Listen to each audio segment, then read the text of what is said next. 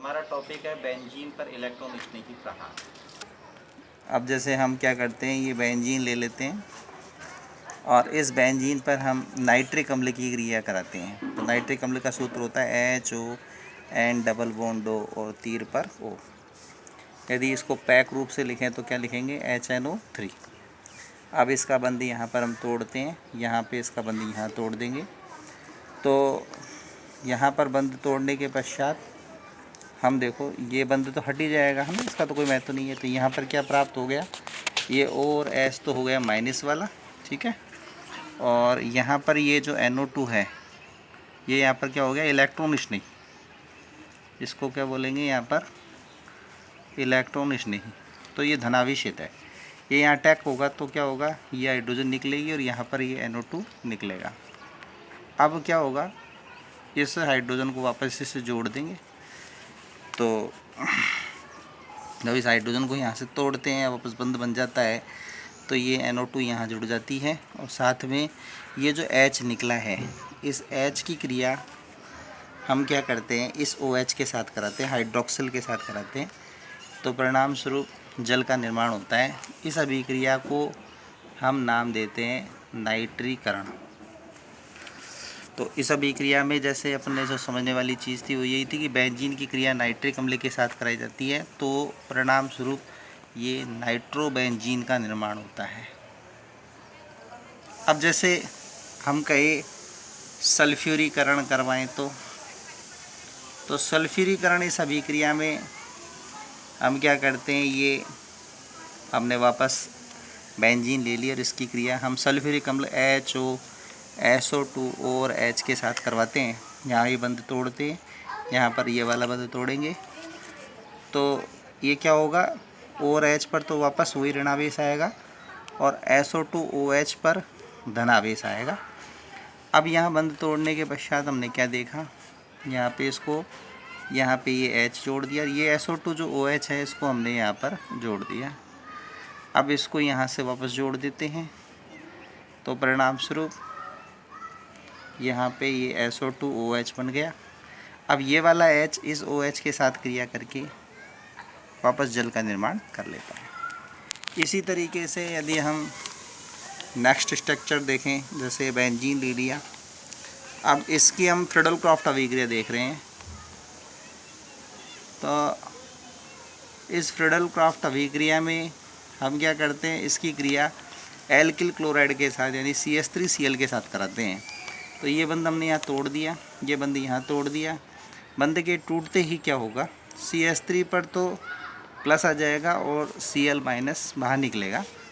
तो यहाँ पर ये H, ठीक है, और यहाँ CH3 यहाँ जुड़ जाएगा, ठीक है, और ये वापस ये S वापस बंद टूट जाएगा। तो परिणाम स्वरूप ये फेनिल मैथेन या जो भी मैथिल बेंजीन जो भी है, इसको बोलते सकते हैं अपन मैथिल बेंजीन, या फिर इसका दूसरा नाम है टालुइन। तो टालुइन नाम है, इसको इस तरीके से बन गया।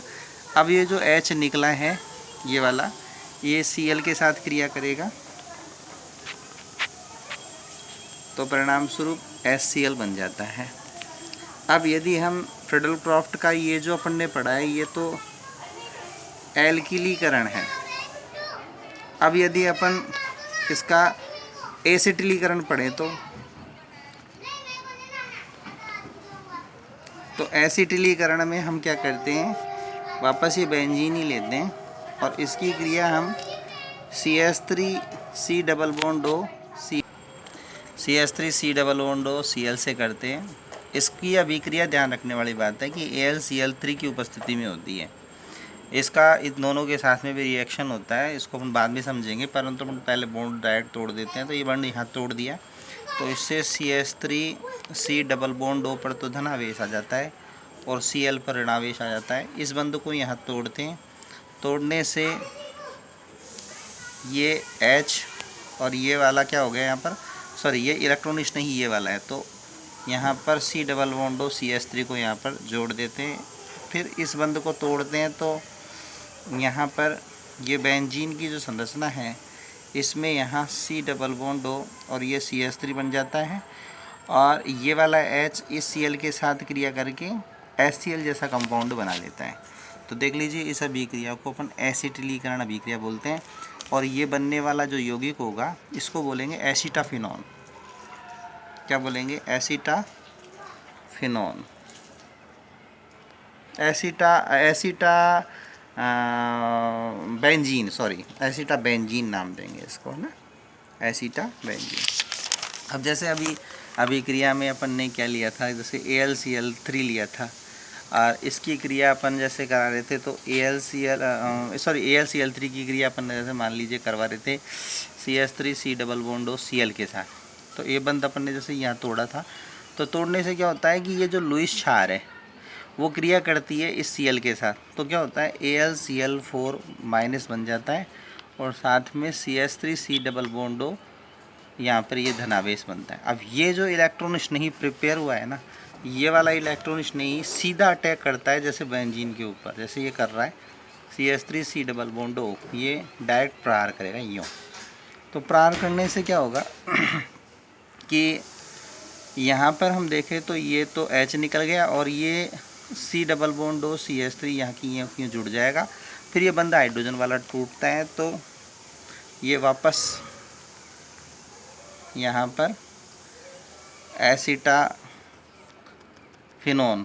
ठीक है ना, क्योंकि बेंजीन एसिटोबेंजीन बोलते हैं इसको, ये बन जाएगा। साथ में जो ये हाइड्रोजन निकली है, ये वाली हाइड्रोजन निकली है, ये हाइड्रोजन जो है इस AlCl4 से जो है इससे क्रिया करेगी माइनस से, तो ये AlCl3 और प्लस HCl बनाएगी। इस तरीके की अभिक्रिया जो है ये एसिटिलीकरण कहलाती है, ठीक है ना। इसमें बनने वाला यौगिक ये अभी पिछली बारी बना दिया अपन ने, इसको फेनिल एसीटोन बोल लें, कोई दिक्कत नहीं है।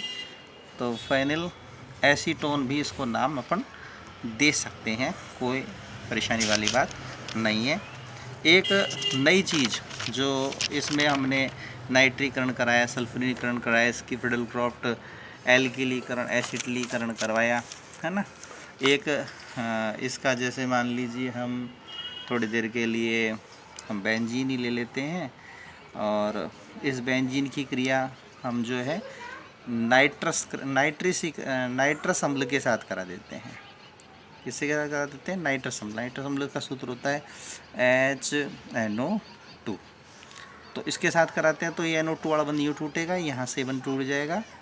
तो बंद के टूटने से ये वाला बंद नहीं बनेगा, सॉरी, यहाँ पर हाइड्रोजन निकलेगी और ये NO2 जो क्या निकला है, प्लस निकला है, ठीक है ना। ये NO2, सॉरी, यहाँ पर ये हाइड्रोजन, ठीक है, और क्या, और यहाँ पर ये NO2 यहाँ पर बंद आया है ना। तो जो जिस पे अपन बंद लगा तोड़ रहे हैं तो वो वाली स्ट्रक्चर, ये वाली स्ट्रक्चर तो क्या हो गई यहाँ पर, जैसे अपन ने तोड़ा था तो ये Cl हुआ था माइनस में, तो ये यहाँ पर इसको माइनस कर देते हैं, ठीक है। तो यहाँ पे ये हाइड्रोजन जोड़ देते हैं। तो भाई हाइड्रोजन जोड़ने से ये स्ट्रक्चर क्या बन गई, C6H5RH बन गई। यानी कि ये वापस इस स्ट्रक्चर को अपन देखें तो ये स्ट्रक्चर बेंजीन ही है, इसका कोई सीन नहीं है। तो इस प्रकार से ये होती है। यहाँ पर एक विशेष आपको जो बात बता रहा हूँ वो मैं यहाँ पर ले लेता हूँ, बेंजीन की अनुनादीय संरचना। तो बेंजीन की अनुनादीय संरचना को दो भागों में बांटा गया है, एक तो कैकुले की और एक था डेबार की। तो बेंजीन की जो कैकुले वाली संरचना है, इस कैकुले वाली संरचना में हम क्या करते हैं, बेंजीन के एक बंद इस तरीके से और इन बंदों को हम विपरीत दिशा में सेट कर देते हैं। ऐसे ही डेबार वाली स्ट्रक्चर में हम बेंजीन की ये 3 वलय बनाएंगे इस तरीके से, और इन 3 वलय में इसको यहाँ फिर यूँ कर देंगे, फिर इसको यहाँ पे जोड़ेंगे, यहाँ यूँ कर देंगे। त्रियक बंद दिखाने हैं और इसको यदि हम जोड़ें तो इसको इस तरीके से जोड़ के और ये बंद इस तरीके। तो इन संरचनाओं का जो मतलब है वो एक समान ही है। इसे बेंजीन की अनुनादी संरचना कहते हैं। बेंजीन की अनुनादी संरचना को हम इस तरीके से समझा सकते हैं कि एक दिन जो कैकुले नामक वैज्ञानिक था वो एक आरामदायक कुर्सी पर बैठे हुए थे तो उनको ये बात समझ में नहीं आ रही थी कि बेंजीन की जो संरचना है उसमें 6 कार्बन परमाणुओं को किस तरीके से जोड़ा जाए। ये 6 कार्बन परमाणु थे, इनको कैसे जोड़ा जाए। तो उन्होंने एक आरामदायक कुर्सी पर एक सपन देखा। उस सपने में ये देखा कि एक सांप था। उस सांप ने अपनी पूँछ को